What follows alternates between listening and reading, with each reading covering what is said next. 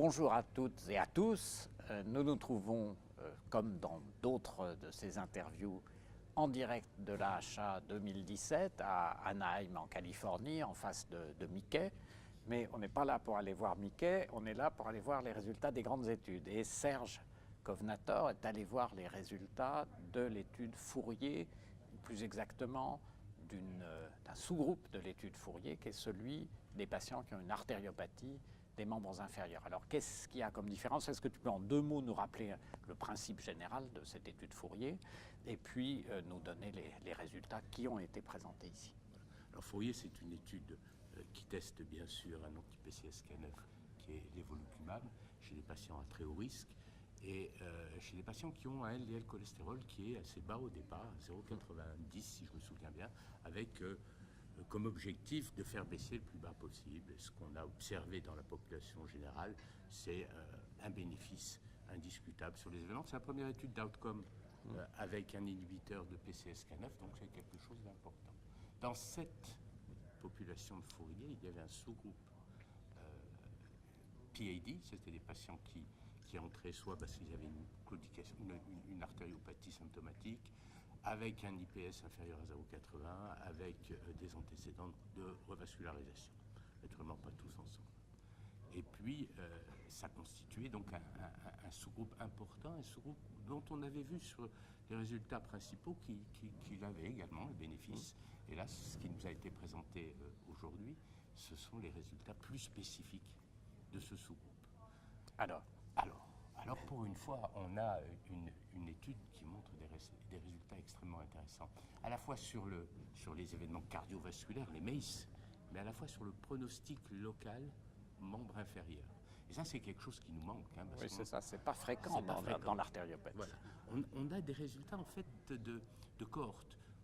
Dans REACH, les patients qui avaient une artériopathie des membres inférieurs, on a vu que quand ils étaient traités par statine, ce qui ne représentait que 30 à 50% des patients ayant une artériopathie, donc pas beaucoup, eh bien, ils tiraient un bénéfice en termes de survenue d'événements. Mais c'est observationnel. Et finalement, on a très peu de réelles études d'intervention pour rechercher cela. Et ici, on a clairement un bénéfice qui apparaît sur les mails. C'est ce qui fait la grande originalité. On baisse de 52% le taux de survenue d'événements qui sont soit une amputation, soit une revascularisation en urgence, soit une ischémie aiguë. Donc quelque chose d'important. Ici assorti également une diminution des MACE, et là qui est un peu moins importante, 21%. Néanmoins, dans un cas comme dans l'autre, on a une diminution de risque absolu qui est importante, 3% sur le MACE, jusqu'à 6% sur les mails, lorsqu'on les combine avec les MACE, ce qui fait quand même quelque chose d'important.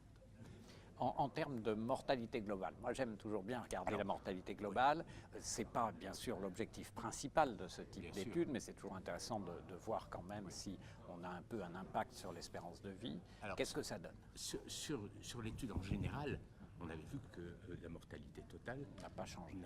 Mais ici, on a une tendance favorable en termes de mortalité.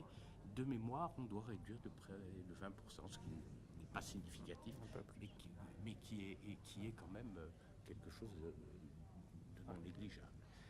Au-delà de ça, même des résultats, les analyses qui sont faites montrent que clairement ce qu'on savait, mais dont on ne tient pas tellement compte, c'est que ce sont les patients qui ont une artériopathie des membres inférieurs, soit isolés, soit associés à une autre localisation de la maladie aténomatoseuse. Ces patients sont quand même des patients qui ont un risque bien plus important. D'où une réduction de risque absolu qui est plus importante que ce qu'on peut voir.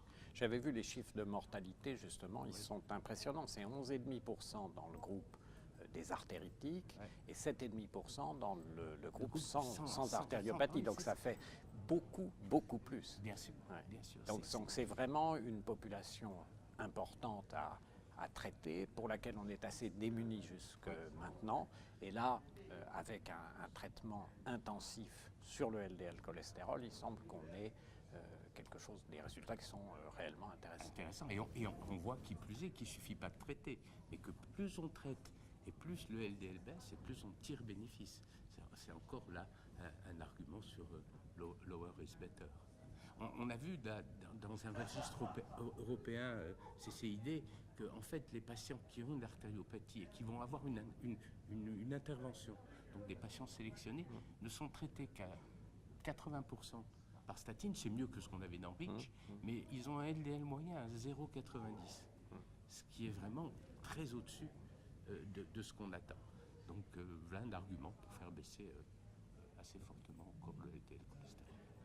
Eh bien, merci beaucoup Serge pour cette exégèse des résultats du sous-groupe artéritique de l'étude Fourier.